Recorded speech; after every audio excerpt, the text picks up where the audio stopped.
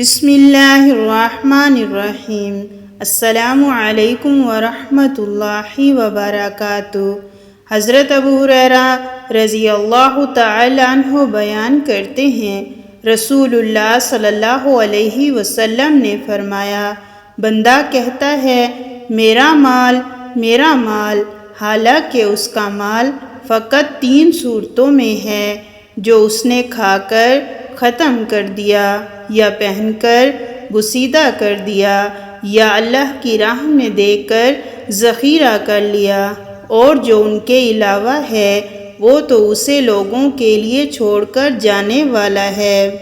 حضرت عمر بن عوف رضی اللہ تعالی عنہ بیان کرتے ہیں، رسول اللہ صلی اللہ علیہ وسلم نے فرمایا، اللہ کی قسم میں تمہارے متعلق فقر سے نہیں ڈرتا، لیکن مجھے تمہارے متعلق اس بات کا اندیشہ ہے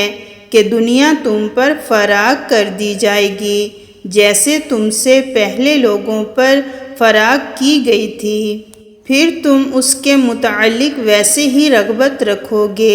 جیسے انہوں نے اس کے متعلق رغبت رکھی، اور وہ تمہیں ہلاک کر دے گی جیسے اس نے انہیں ہلاک کر دیا۔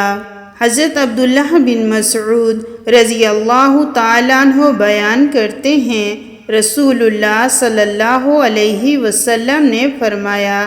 شفا دینے والی 2 چیزوں کو لازم پکڑو، یعنی شہد اور قرآن۔